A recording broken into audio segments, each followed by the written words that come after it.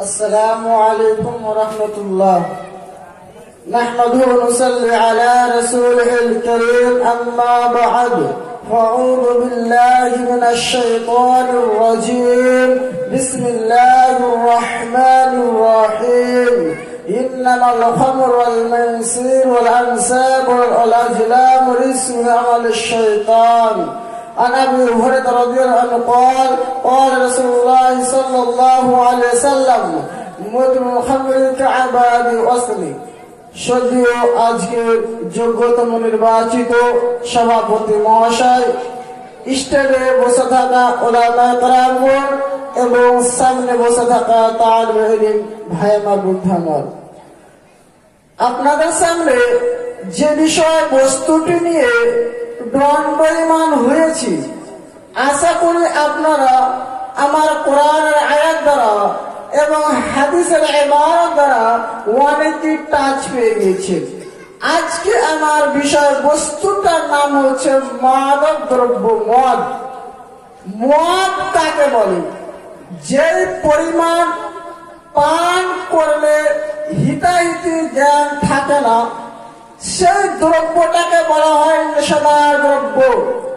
আর সেইটাকে আমার আল্লাহ তাবারক ওয়া তাআলা মদ আগে হারাম ছিল, সাহাবীগণ ঢক করে মদ পান করেছিলেন।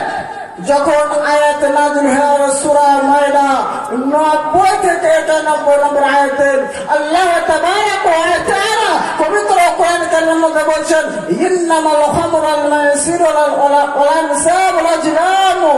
আল্লাহ তাবারক ওয়া তাআলা বলেন, নিশ্চয় মদ, জুয়া, প্রতিভা এবং ভাগ্য এইগুলো হচ্ছে শয়তানের অপবিত্রতা কর্ম।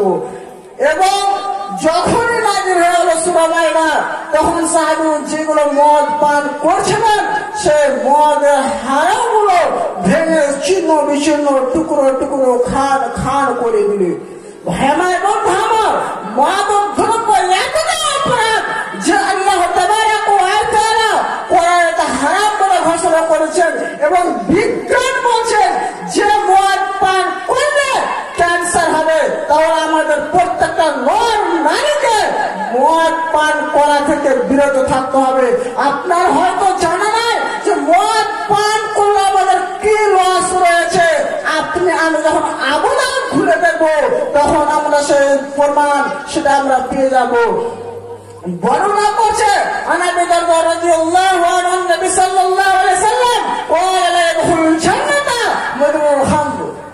আব্দুল্লাহ ইবনে মাসউদ রাদিয়াল্লাহু বর্ণিত, আনাবি দারদা রাদিয়াল্লাহু বর্ণিত, রাসূলুল্লাহ সাল্লাল্লাহু আলাইহি সাল্লাম বলেছেন, যে ব্যক্তি সর্বদা নেশাদার দ্রব্য পান করবে, সে ব্যক্তি জান্নাতে যাবে না।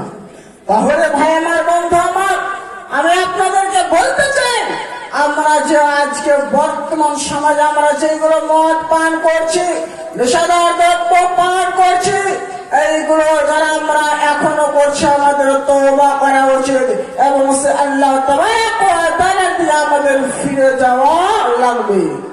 কেননা আরেকটা ইম্পর্টেন্ট হাদিস বর্ণনা করছে বিখ্যাত সাহাবী আনাবি হুরায়রা রাদিয়াল্লাহু আনহু قال قال رسول الله صلى الله عليه وسلم مدمن الخمر كعباد وصلي।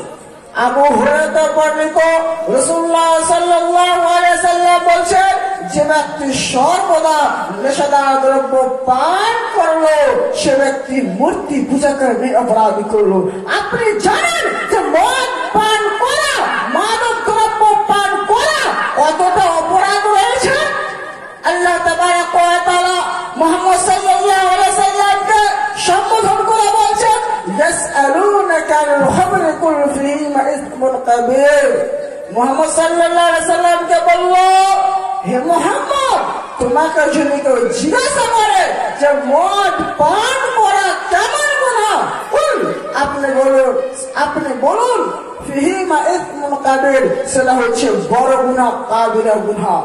ভাই আমার, বন্ধু আমার, আরো কতটা মাদক দ্রব্য করা অপরাধ।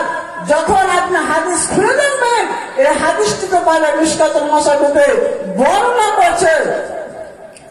আন আব্দুল্লাহ রাদিয়াল্লাহু আনহু قال لا يدخل الجنة عاق ولا تمار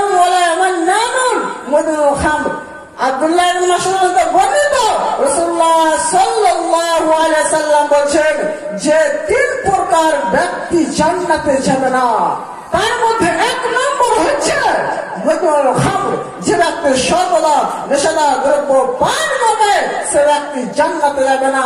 তার মধ্যে অংশ রয়েছে যে বলে এবং যে জুয়া খেলবে সে, তার মধ্যে বর্ণনা করা হয়েছে।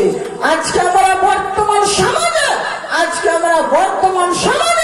আজকে আমরা জুয়াতে ব্যস্ত হয়ে আছি, যেটা আল্লাহ তাবারাক ওয়া তাআলা হারাম করে দিয়েছে। হয়তো আজকে পৃথিবীতে যতগুলো অত্যাচার চলছে, নির্যাতন চলছে, সব হচ্ছে আপনাদের কারণের কারণ। কেননা একটা ইম্পর্টেন্ট হাদিস, এই হাদিসটি বর্ণনা করছেন আনাস ইবনে মালিক রাদিয়াল্লাহু আনহু, রাসূলুল্লাহ সাল্লাল্লাহু আলাইহি ওয়াসাল্লাম আসফুন হাসফুন মাজফুন এইভাবে এই মানাটি সেই হাদিস আত-তারগীবে আনা হয়েছে। এই হাদিসটি বলছেন মুহাম্মদ সাল্লাল্লাহু আলাইহি ওয়াসাল্লাম আমার উম্মতরা বাদ করো নেশাদার দ্রব্য, মদ, জুয়া, লটারি নিয়ে যখন ব্যস্ত হয়ে যাবে, পৃথিবীতে 3টি ভয়াবহতা বিপদ নেমে আসবে। আজকে বর্তমানে চলে এসেছে, এটা এই হাদিসটি বলে আমি সালা শেষ করবো।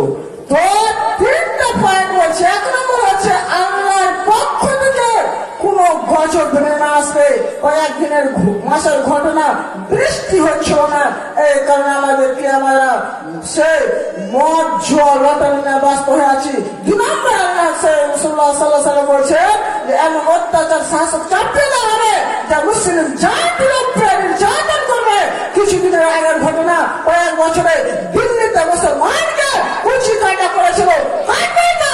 আল্লাহ তাবারাক ওয়া তাআলা বলছেন জহরাল ফাসাদু ফিল বাররি ওয়াল বাহরি বিমা কাসাবাত আইদিন নাস, জলের স্তরে আজকে যা বিপর্যয় ছড়িয়ে পড়েছে তোমাদের হাতের কর্মের ফল। নাম্বার 2 যে সে বলা হয়েছে যখন আমার উম্মতেরা মদ পান করবে ভূমিকম্পে ধসে দিবে।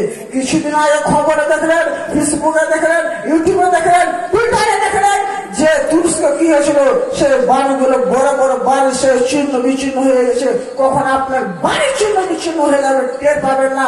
তার জন্য আল্লাহর কাছে দোয়া করবো, হে আল্লাহ যাতে করে আমরা নেশাদার দ্রব্য থেকে বাঁচতে পারি, মদ থেকে বাঁচতে পারি, জুয়া থেকে বাঁচতে পারি। আল্লাহ তুমি তৌফিক দান করো, আর এইরকম আমাদের ঈমান ইজ্জতটা বাড়িয়ে দাও। আল্লাহ তুমি তৌফিক দান করো, সবাই আমিন। এখানটা বক্তব্য শেষ করছি। ওয়া মা আলাইনা ইল্লাল বালাগ। আসসালামু আলাইকুম ওয়া রাহমাতুল্লাহ।